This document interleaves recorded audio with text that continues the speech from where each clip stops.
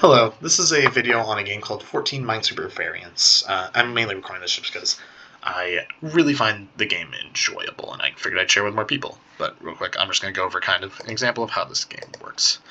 More specifically, this is going to be something on just normal Minesweeper real quick. The basic object of this game is to find some mines in this field. And specifically, you can see up here there are 14 in the field. The way that you go about doing this is by looking at these clues and using them to make some deductions. Each clue specifically tells how many mines there are in the 8 squares adjacent to it. So for instance, this is 5 clues saying that there are exactly 5 mines in these 8 squares. I'm kind of poorly boxing over here. And the idea is that as you make more deductions, you will get more clues, which you can eventually use to solve the entire board. So for instance, a clue might look like something like, for instance, you can see this one here. We know there must be exactly 1 mine in these 2 squares, right? That actually also tells us that for this one, its single mine is up here. For instance, if there's like a mine down here, then this one would always be overloaded. So we can actually say that none of these 3 are mines. Using similar kind of logic, we know that there will be at least 1 mine over here, right? Additionally, from this 3, we know there will be exactly 2 mines in this region, which means there must be at least 1 mine in this area, for instance, right? Could be 2. Theoretically, if this clue didn't exist. The idea is now, by combining these, we know there's at least 1 mine here, at least 1 mine here. That tells us there's exactly 1 mine in both of these to satisfy this 2. So this one's not a mine, and this one up here must be a mine. As you can see from here, that deduction is accurate. I'm currently playing this game on expert mode, which basically just means that if you have to be using a completely correct logical deduction in order to progress. So for instance, like this square here, I don't really have much information on it. It could be a mine, it could not be a mine. Theoretically, you could guess in like normal mode, for instance, and if you win the 50-50 chance, you just get that information. In expert mode, it does do a thing where basically it will count it as wrong if there is not a logical way you can deduce it, which is interesting, but I digress. From here, we see that there is 1 mine here, 1 mine here. That satisfies this 2. This 3 is just already completed, so we can just completely finish that. This 5 is also completed, so is this 3 right here. And this 4 needs 1 more mine. We will come back to it later. Okay. Also, we know there's 1 mine here. The other mine for this 2 must be down here. For this 3, actually, we know since there's something kind of, this is a common pattern, but we know there's 1 mine up here, right? What this means is that in this region right here, there are exactly 2 mines, right? What that actually means is for this 3 clue here, 2 of its mines are contained here. Its last mine's down there. We actually already know that neither of these can be mines. Using kind of similar logic, we know that the remaining mine for this 3, right, must be up here, because one of the mines for this 2 will be in this region. That puts it at 2, and there's 1 more additional square. It's a very common Minesweeper tactic. You'll see a lot through this video, and just through really any level of minesweeping, to be honest. But yeah, anyway, we can just finish up those, and from here actually we're going to be using the remaining mine count. You can see we have 3 left. There are a few possible configurations for this, but the basic idea is we know there's exactly 1 mine in this region, just because there's 4 here. Or to fit the remaining 2 mines, we know they must be up here, so we can mark both of these. This actually finishes the 5, allowing us to put the remaining mine there. That's kind of a brief overview just on how Minesweeper works in general. But the namesake of this game is that it has some variants on Minesweeper. The one I'm going to be doing today is called Quad. The way that one works is, in addition to just the normal Minesweeper rules I've discussed earlier, there's also a constraint that says that in any 2x2 square in the board, for instance like this, there must be at least 1 mine. So you can see like here, this is valid because no matter where you put a 2x2 square, there's always at least 1 mine. This one is not. Neither of these are either, just for the fact that, you know, there are X's squaring them in. Like, that kind of tells you the squares where there are not mines. This can be used to get some additional information. And real quick, I'll just go over like an example of one of these where we go into some harder puzzles. Oh, these ones are going to be difficult. This one does require some additional logic, but it's okay. We can go through it. The basic idea for this one, or to start solving, is we have to think about what happens if there are 3 mines down here. Well, that means none of these ones are mines. You can kind of see dots I'm using to signify mines, slashes I'm using to signify non-mines. There are multiple ways you can do it, but in this instance, we actually have multiple 2x2 regions that do not have mines by definition. Right, so that means we know there must be at most 2 up here. But if there's at most 2 up here, then these remaining 4 all have to be filled in, right? So just 4 here, and then additional 2 up there. That also gives us additional information. This is kind of a pattern that appears multiple places within Quad, but if we have a region like this, right here, or actually more specifically, we should just say something like this, where we know there's 1 mine in the region, right? And this one is already a confirmed not mine. We actually know the mine must be up here. Why is that? Well, it's because if there's, for instance, a mine here, then that already fills out everything in here, but we also know this 2x2 box does not have any mines. Same kind of logic applies for every other outside mine in that instance, so we know there must be a mine up here, and that since there are 2 mines down here, none of these ones can be mines. Alright. Next, we shall see where we're going to go. Okay, so now we're going to have to kind of look into where the 2 mines up here are placed. If both of them are placed here, for instance, this square will be completely non-mines, so we know there must be at least 1 mine here. Same logic actually dictates that there must be a mine here as well. Because this 2x2 square, we know there must be 1 mine here. That actually tells us both of these ones are mines.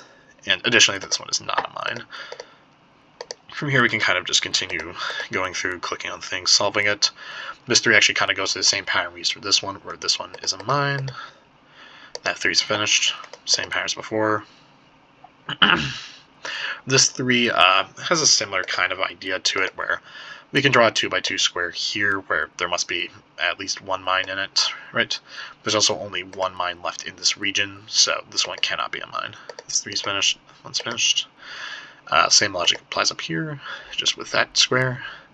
Same thing down here, and here, actually, I think now we're to that point where we need to use the remaining mines. We know there must be 1 mine in here. There are 3 mines left, so those both must be mines, and this kind of allows us to finish up the puzzle, basically. So using the same kind of idea, where that one's a mine, that one's not a mine. Go through there.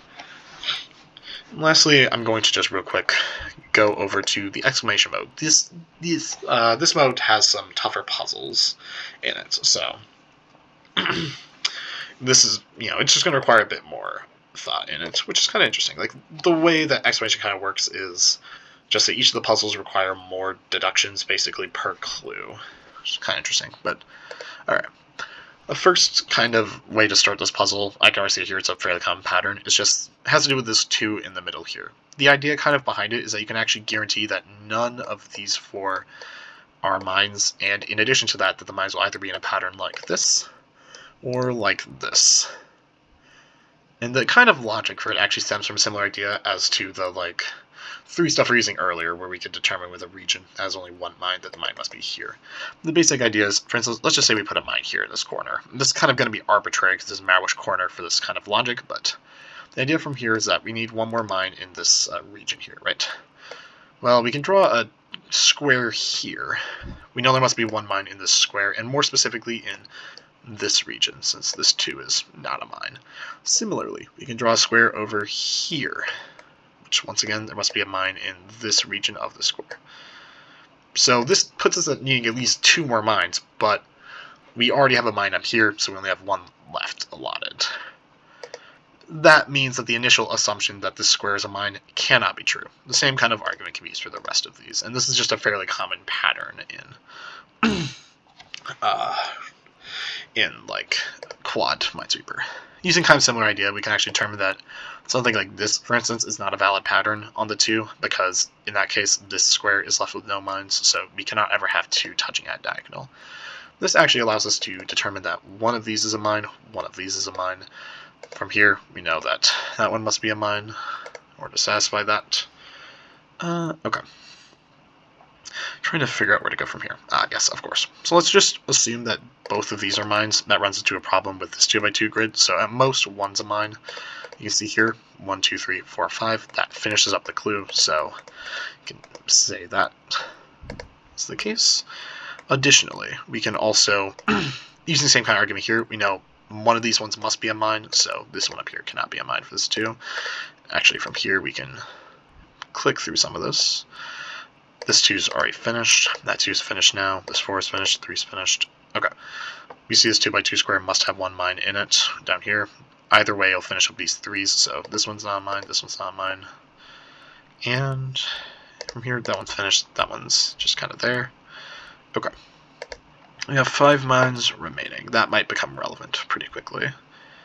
So, for instance, let's say we put a mine in here or whatever. Right. So that puts us with 1, 2, it's here, and then we need 5 total, so we need to put the remaining 3 in here. But that overloads this 3, right? So we can say that this one cannot be a mine, and actually through similar argument, this one cannot be a mine either. That kind of allows us to finish this up, where something else to mention, this is kind of a standard observation from the rules, but the idea is that if there's a 2x2 square, 3 of them are non-mines, you know the last one has to be a mine, right? Otherwise, you would conflict with the quad rule. Actually, from here, we can just finish the puzzle. That was actually enough to get me the quad 7x7. I might just go through more of the 6x6 real quick. I don't think we're going to hit 10, but maybe we can hit like 1 or 2 more. We can see this 2x2 thing has the same rule as before. There must be 1 in this region exactly, so we can fill both of those in. In addition, we know actually there must be 1 in this region as well. Okay. Something else we can kind of note, this might be relevant, is that there must be 1 mine in here, which tells us that there have to be exactly 2 mines in this kind of area. I might have to come up with a better thing for notating 2 mines. But let's just, for now, yes. Okay. I'm going to try just running through a case real quick. Where the idea is we're just going to run through the case where this one over here is not a mine. Right, so that would lead us to this kind of deduction from just that 2. Also, from the idea we talked about earlier, we know that since there are 3 mines in this region, none of these can be mines, correct? So that also tells us then this one must be a mine, this one must be a mine, this one must be a mine, this one is not a mine. Right? That gives us some idea. Now let's look what happens if we instead assume in red here, and this might get a little messy, that these 2 are mines, right? We still get from this 3x3 region that this one is a mine. And we can kind of see through the fact that this is a binary choice, right, for the case of this 2. It's either going to be this pattern or this pattern. Either way, this one is a mine, this one is not a mine. That's one way they can kind of go about doing deductions in this game in general. Once again, through similar observation, we see that regardless, only one of these 2 will be a mine, so their last mine must be down here. And actually, through a similar kind of reason, we know there must be 2 mines up here, and then the last mine for this 3 must be up here, so we don't get any 2x2s. Might just clear up these real quick because we don't really need them anymore.